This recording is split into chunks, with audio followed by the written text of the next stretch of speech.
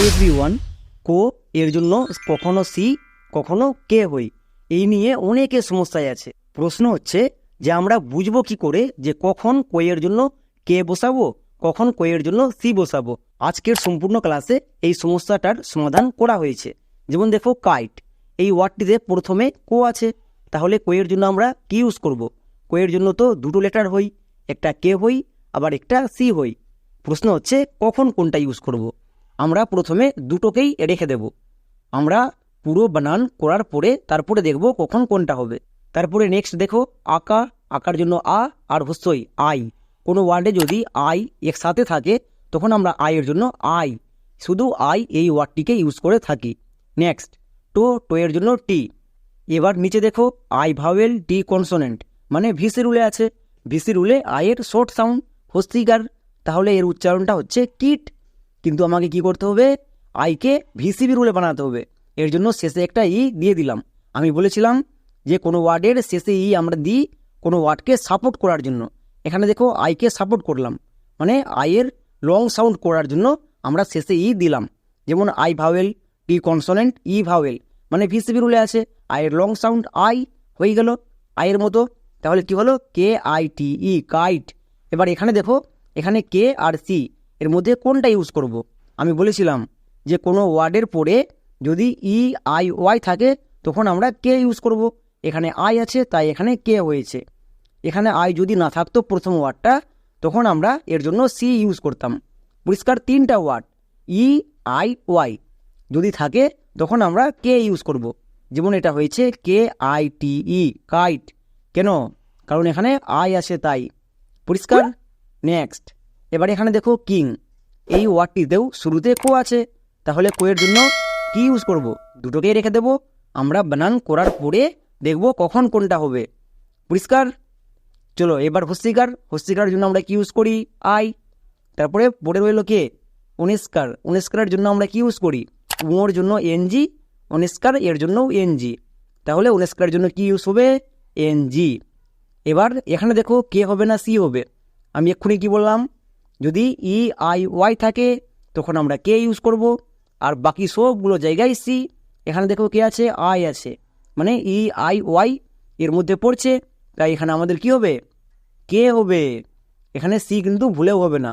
এখানে আমরা যদি সি করি তখন এর উচ্চারণ হয়ে যাবে C I N G, sing. কারণ আমরা জানি সি এর পরে ই আই ওয়াই থাকলে দন্তস হই, তাই এখানে আমরা সি ইউজ করলাম না। পরিষ্কার? কে এর পরে যদি ই আই ওয়াই থাকে তখন আমরা কে ইউজ করব, আর বাকি যে কোনো লেটার থাকুক তখন আমরা সি ইউজ করব। যেমন দেখো, কিউট, এখানেও শুরুতে কো আছে, তাহলে কোয়ের জন্য কি ইউজ করব? দুটোকেই রেখে দেব, কারণ আমরা সম্পূর্ণ বানান করার পরে তারপরে দেখব কোনটা হবে। এবার হস্তিকার, এর জন্য হস্যই আর হস্যও, মানে ইউ। কোনো ওয়ার্ডে যদি ইউ এরকম একসাথে পাও তখন এর জন্য শুধু ইউ এটাকে বসিয়ে দেবে। যেমন এখানে আমি বসিয়ে দিলাম ইউ। কেন? হস্তিকার আর হস্যও মিলিয়ে হয় ইউ, তাই এর জন্য বসিয়ে দিলাম ইউ। নেক্সট টো, টো এর জন্য টি। এবার নিচে দেখো, ইউ ভাওয়েল টি কনসোনেন্ট, মানে ভিসি রুলে আছে। ভিসি রুলে ইউ এর শর্ট ফর্ম হস্যও, কিন্তু আমাদের কি লাগবে? আমাদের লং সাউন্ড লাগবে, মানে ইউ লাগবে, তাই শেষে একটা ই দিয়ে দিলাম। এখানে ই দিলাম কেন? কারণ ইউকে লং সাউন্ড করার জন্য। তাহলে এবার দেখো, you vowel T consonant E vowel, মানে ভিসি রুলে আছে, ইউ এর লং সাউন্ড ইউ, তাহলে কি দাঁড়ালো? কিউট। এবার এখানে দেখো, কো ইউজ হবে না সি। আমি কি বললাম? এই ওয়ার্ডটির পরে যদি ই আই ওয়াই থাকে তখন কো। এখানে দেখো কে আছে? ইউ আছে। ইউ কি ওই তিনটে ওয়ার্ডের মধ্যে পড়ছে না, তাহলে এখানে সি ইউজ হবে। যদি পড়তো তাহলে আমরা কে ইউজ করতাম। পরিষ্কার? তাহলে কি হলো? সি ইউ টি ই, কিউট। কিউট। সি এর পরে ই আই ওয়াই থাকলে দন্তস হয়ে যায়, আর বাকি সবগুলো জায়গায় কো হই, তাই এখানে সি এর পরে ইউ আছে, তাই এখানে কো হয়েছে। চলো এবার ইংরেজি ওয়ার্ডকে দেখে আমরা কি করে বুঝবো। আমরা জানি সি এর জন্য ক হই এবং দন্তস হই। ইংরেজি ওয়ার্ডে সি এর পরে ই আই ওয়াই থাকলে দন্তস, আর বাকি সবগুলো জায়গায় কো। একই রুলস, একই রুলস, শুধু অ্যাপ্লাই করতে হবে। সি এর পরে ই আই ওয়াই থাকলে দন্তস। এখানে দেখো, সি এর পরে কে আছে? ও আছে। ও ই আই ওয়াই এর মধ্যে পড়ছে না, তাহলে কি হবে? কো হবে। সি এর জন্য কো হবে।